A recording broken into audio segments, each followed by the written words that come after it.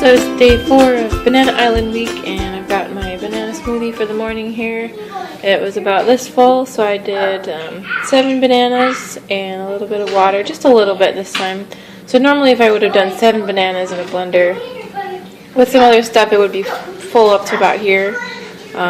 So yeah, reducing the water reduces how much I need to drink this morning, which is kind of nice.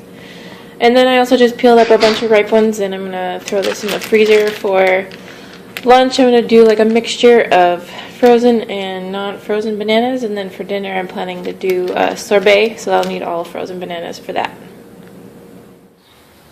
Water painting! Yay! We went to the nursery today and got some vegetables and a couple flowers. I got some cauliflower, some tomatoes, pear tomatoes, that'll be interesting to try, and some banana peppers, some kale, and cauliflower. Did I say cauliflower? We must have got 2 of those. Whoops. I'll have lots of cauliflower then. So today I promised you I would talk about the things that happened to me that changed when I started eating a raw till 4 lifestyle. Even after just being eating raw for 4 days, I think it was, 3 or 4 days, my chronic knee pain went away. I had chronic knee pain. I would ice my knees at night. I had been to doctors and they had said that I could have cortisol injections, but there was no real cause. It was just inflammation, and there was nothing to be done about it other than trying to do a cortisol shot, which I never did. So I just thought I had old lady knees, and that was the way my life was going to be, and I dealt with it. I didn't do impact sports. I didn't do running. I didn't do any strike classes or anything like that where you would be jumping around and using your body in a way that would be hard on your knees. So that was really amazing and surprising to me. I was not expecting that to happen. I felt younger. I felt like I had the energy I did when I was 20, and I'm going to be turning 30. So that was a very welcome change, and it's still true.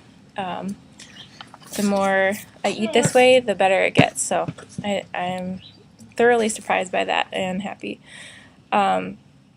My skin is more moisturized, especially living in a desert area. It's hard to keep hydrated, and eating foods that are very high intense in water definitely has helped that. So I drink a little bit less water, but I pee a lot more, and my skin is a lot smoother and more hydrated. I don't have cracked heels anymore. I don't have problems with my hands being really dry and cracking or anything anymore. So that's great. And my libido has increased, and I sleep more restfully. I'm not hungry after dinner. That was another thing that I think was hard on a weight loss journey, was eating a high-fat protein dinner in the past. I would always be hungry after dinner, like 2 or 3 hours before bed. I would feel like eating sweets, anything really high in sugar. So my body was craving some glucose energy, and I would usually snack on something that wasn't so good, or I would not eat and go to bed hungry. So neither of those are good things. So now I'm not hungry after dinner. I eat when I'm not eating Banana Island, I eat a very high carb, low fat, cooked vegan meal at dinner, and I'm not hungry before I go to bed, even 4 hours after eating. So that's great. And then I don't have sweet cravings anymore. I eat lots of fruit and lots of carbs that are from plant foods, so I don't have carb cravings anymore. I don't crave chocolate. I don't crave sweets. I don't crave ice cream. I don't crave anything that would be detrimental to health or weight loss and weight maintenance. So the main thing about it is I can do this 24/7. It's not like a fad thing. It's not something that I'm going to do and then slip off the wagon and gain weight. It's sustainable.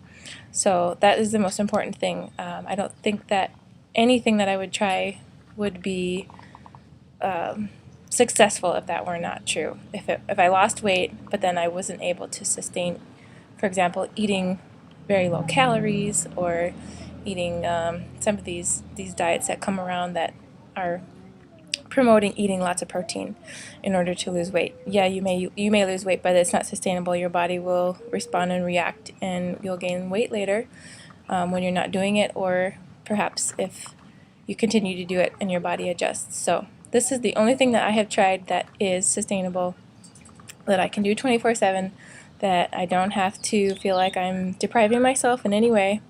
So double thumbs up. I love it.